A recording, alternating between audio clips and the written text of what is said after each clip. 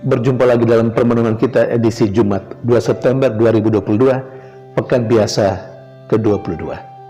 Bacaan-bacaan liturgi hari ini, bacaan yang pertama dari surat pertama Rasul Paulus kepada jemaatnya di Korintus, bab 4 ayat 1 sampai 5, dan bacaan Injil dari Injil Lukas bab 5 ayat 33 sampai 39. Rasul Paulus dalam bacaan pertama hari ini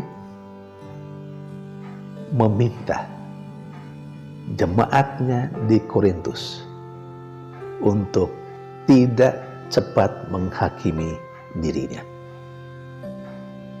Karena bagi Paulus, penghakiman itu adalah hak dari Allah sendiri. Rasul Paulus menegaskan kepada jemaatnya di Korintus bahwa dirinya dan semua orang yang berkarya seperti dirinya, mereka adalah hamba Allah dan mereka adalah pengurus rahasia Allah. Karena itu dituntut dari mereka adalah sikap bisa dipercayai.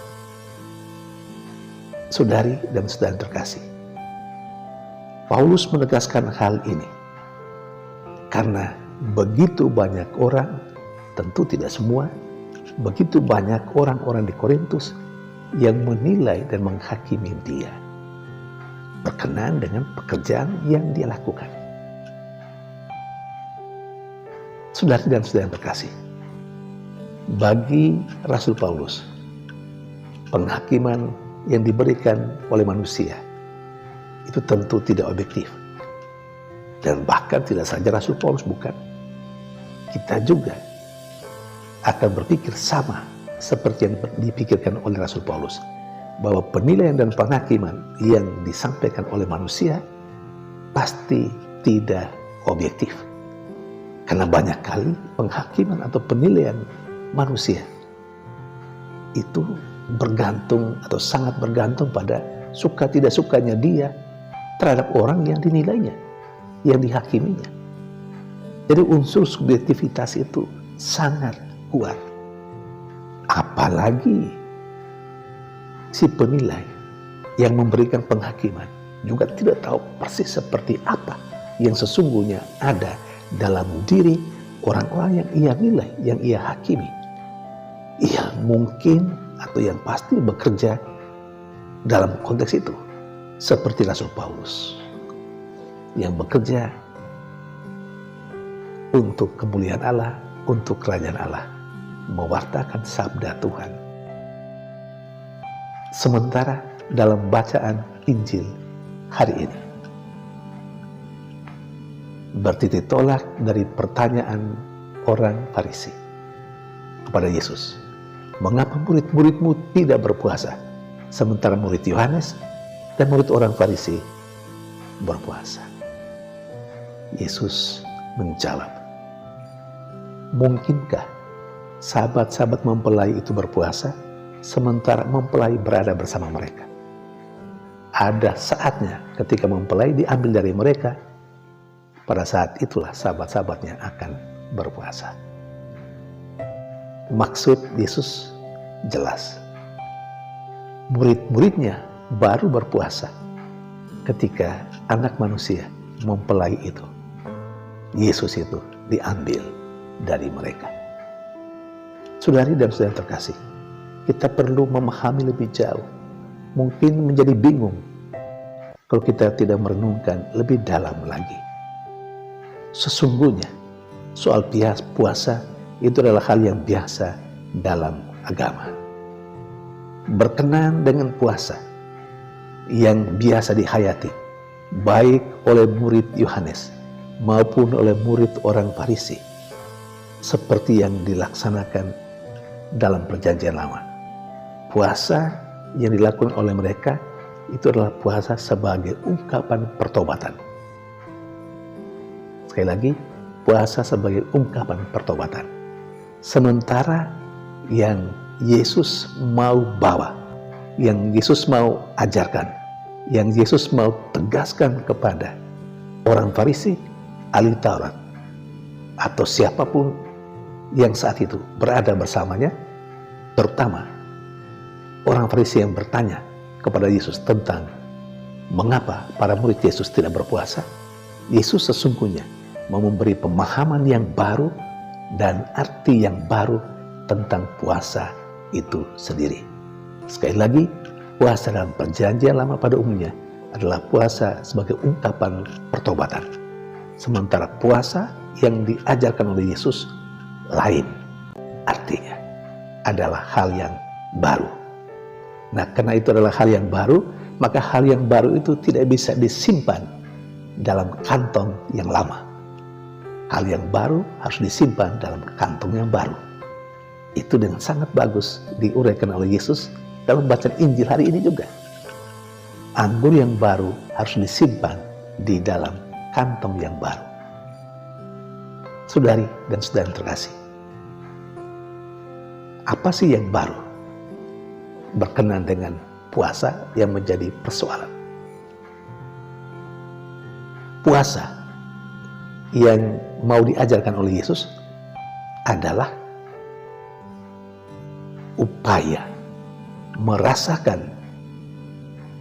sedikit merasakan kesengsaraan, penderitaan yang dialami oleh Yesus. Jadi bukan lagi puasa berkenan dengan ungkapan pertobatan, tapi puasa pada masa Yesus dan yang sampai saat ini kita hayati adalah dengan berpuasa. Itu ungkapan yang sederhana di mana kita atau di mana para rasul mau mengambil bagian dalam kesengsaraan dan penderitaan Yesus Kristus dalam rangka menyelamatkan manusia melalui jalan sengsara, melalui jalan salib. Artinya, poinnya adalah dengan berpuasa dalam zaman Yesus dan lebih lagi sesudah Yesus seperti yang saat ini kita hayati.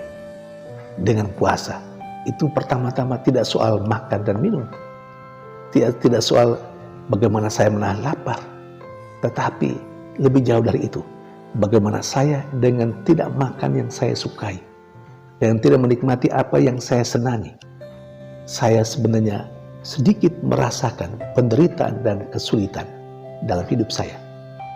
Nah, berkenan dengan puasa yang diajarkan Yesus, dengan cara seperti itu, saya dan Anda, semua orang percaya pada Yesus, mau sedikit merasakan penderitaan, sakitnya, kesengsaraan yang dialami oleh Yesus. Walaupun kita harus akui, kalau kita berpuasa, tentu kita mengalami kesulitan dan penderitaan, merasa aduh tidak enak. Tetapi itu sebagian kecil upaya untuk merasakan penderitaan Yesus yang menyelamatkan kita. Itu sebenarnya. Karena itu menjadi jelas kalau Yesus mengatakan sesudah anak manusia, sesudah mempelai diambil dari mereka, baru pada saat itu murid-muridnya mulai berpuasa. Jadi puasa dalam arti merasakan sedikit penderitaan, kesulitan, tidak enaknya kalau tidak makan dan minum yang disukai. Dan itu dalam konteks untuk merasakan betapa menderitanya Yesus dalam sejarah atau karya penyelamatan umat manusia. Saudari dan saudara terkasih, dan ini adalah hal yang baru. Dan sebagaimana biasa, memulai sesuatu yang baru selalu sulit. Sulit karena berhadapan dengan orang-orang lama, dengan cara berpikir yang lama, cara tutur kata yang lama, cara hidup yang lama. Persis seperti orang Farisi dan ahli Taurat. Sulit menerima sesuatu yang baru yang dibawa oleh Yesus. Mereka tetap berpegang pada yang lama.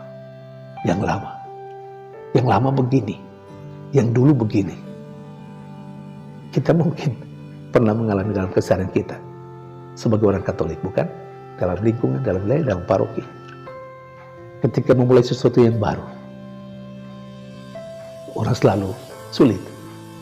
Orang selalu berkata begini, kami dulu tidak begitu, kami dulu seperti ini.